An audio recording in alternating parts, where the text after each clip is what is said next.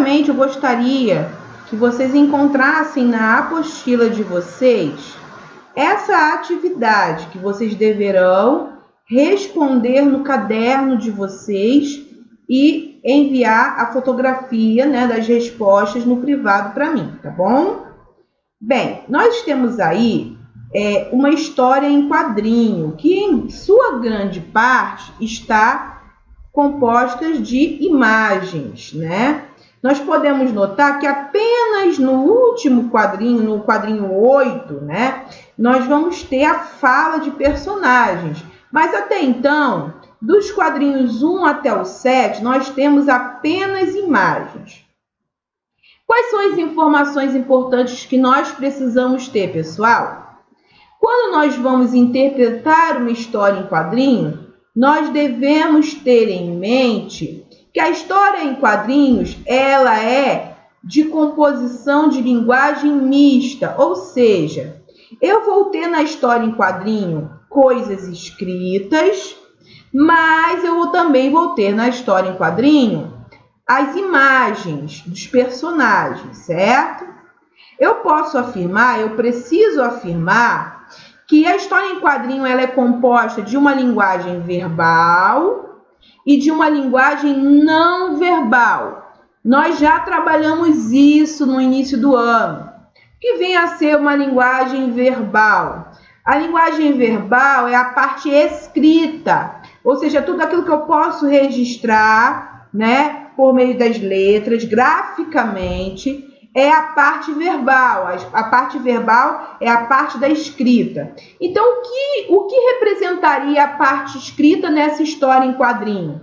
Seria a fala dos personagens no último quadro, certo? As palavras que eu tenho representando o barulho que está sendo produzido pela ação do personagem. Tudo bem? Também eu tenho na história em quadrinho aquilo que eu chamo de uma linguagem não verbal. O que seria a linguagem não verbal? A linguagem não verbal seria as figuras, as imagens que são colocadas, postas nessa história em quadrinho. As expressões do personagem é algo que não está escrito, porém que quando eu me atento à expressão feita pelo personagem, o local onde ele está, as ações que ele está promovendo, eu consigo interpretar aquilo que está sendo feito. Eu consigo fazer a interpretação correta da história. Tudo bem? Então, nós podemos afirmar que a história em quadrinho é composta de uma linguagem mista. Por quê? Porque ela tem tanto elementos de linguagem verbal quanto elementos de linguagem não verbal. Então, considerando essas informações, eu gostaria que vocês fizessem no caderno de vocês, inicialmente, a interpretação do texto, né? Respondessem a essas questões aí. Lembrando que uma dica, qual é a principal característica do cascão? O cascão gosta de tomar banho? Então, essa informação, essa perguntinha vai ajudar vocês a compreender bastante, viu? A compreender bastante para responder as questões. Mas vamos entender o que vem a ser uma história em quadrinho? As histórias em quadrinho são histórias compostas pela linguagem verbal e não verbal. Eu já falei isso, né? Na verdade, a história em quadrinho é uma representação de história de linguagem mista, porque eu tenho a linguagem verbal, eu tenho a parte escrita e eu tenho uma linguagem não verbal, que seria as figuras, as imagens. São apresentadas dentro de quadrinhos, local onde os personagens são expostos e a fala é escrita dentro de diversos tipos de balões. Então, as falas dos personagens, elas vêm em balões. Não só as falas, mas os pensamentos, né? Alguns barulhos também podem ser apresentados dentro de alguns balões. Então, é uma história que ela é composta da figura dos personagens, das falas sendo postas em balões, certo? Essas são algumas características das histórias em quadrinhos. Há também histórias em que não se usa nenhum tipo de balão. A mensagem é transmitida somente através dos desenhos e das expressões faciais. Então, nem sempre vão vir os balões, certo? Há histórias em quadrinhos que eu vou ter as figuras, né, as imagens e as falas sendo conduzidas em balões. Há histórias em quadrinhos em que eu vou ter só as imagens, tá bom? Isso é permitido, mas que, se eu prestar atenção, eu vou conseguir fazer a interpretação correta da história. As histórias em quadrinhos são registradas, em sua grande maioria, em gibis. O que seriam os gibis, pessoal? São revistas, né? São revistas onde se registram apenas histórias em quadrinhos.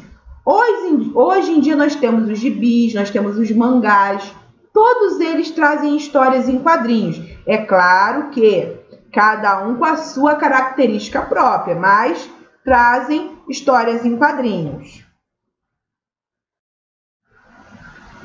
Aí eu tenho nessa imagem, né? Eu tenho nessa imagem capas de revistas de histórias em quadrinhos. No caso aí, eu escolhi duas capas aí da Turma da Mônica Jovem, tá bom? Então vamos conversar um pouco sobre aquilo que a gente encontra nas capas, né, das histórias em quadrinhos, tá bom? Vamos lá. Primeira pergunta: quais elementos estão nela? Eu tenho aí o título da revista, né? Qual é a revista, né? É a revista da Turma da Mônica Jovem. Aí eu venho com os títulos menores, né? E, enfim, tem outros elementos que nós já vamos observar. E qual a importância das capas para a revista e para o leitor? Então, vamos responder essas duas perguntinhas no próximo slide? Então, vamos lá. Nós voltamos aí à imagem das duas capas de revista, certo? Nós podemos observar que eu tenho aí a Turma da Mônica Jovem, que seria a marca, né? Que seria aí a série de revistas que eu tenho, né? A Turma da Mônica. Eu tenho aí o título dessa revista, né? Eles cresceram. Aí nós temos aí no canto direito superior dizendo estilo de mangá. Então essa revista aí foi construída em estilo de mangá, certo? No canto esquerdo, lá em cima eu tenho a editora, que é Maurício de Souza, né? Aí eu vou ter o número, que aí tá registrado número 1, vem o valor, né, que é de R$ 5,90 cada revista, né? R$ 5,90. Aí lá embaixo eu tenho o código de barras, tudo bem? No cantinho direito eu tenho lá a assinatura do Maurício de Souza, que é o autor, né? Que é o criador dessa revista, tudo bem? Então são esses elementos que comumente vêm nas capas de revista de história em quadrinhos. Vamos observar outra? Ó, eu tenho lá a Turma da Mônica Jovem, né? Que é a sequência de revistas, né? A série de revistas. De novo, eu tenho ali a numeração, né? Nós temos aí as mesmas coisas. Dessa vez, o nome da editora foi posto abaixo, né? No canto esquerdo, abaixo. Eu tenho aí o título, que é Te Amo Pra Sempre, tudo bem? A assinatura do Maurício foi colocada no canto direito, lá em cima, tá? E aí, o que nós podemos concluir e observar? O que será, que importância tem a capa de uma revista em quadrinho, né, de uma história em quadrinho, para que o leitor possa compreender, né? O que é importante? Primeiro, nós podemos entender que a capa de uma revista de histórias em quadrinho, ela tende a chamar a atenção do seu leitor. Quanto mais chamativa ela for, mais o leitor vai ter interesse de ler aquela revista, né, de histórias em quadrinhos, Então, são esses elementos que nós podemos encontrar. Agora, observemos uma das páginas de uma revista de histórias em quadrinhos. Aí eu tenho 2 páginas de revistas de história em quadrinhos. As 2 são da Turma da Mônica. Mas a da esquerda é da Turma da Mônica Jovem, né? E a da direita é da Turma da Mônica. Nós podemos notar aquilo que nós vimos anteriormente, ó. A página da esquerda, ela tem elementos verbais e não verbais, certo? Só que os verbais têm em maior número. Enquanto da direita, o único elemento verbal que nós vamos ter vai ser o nome Mônica lá em cima, né?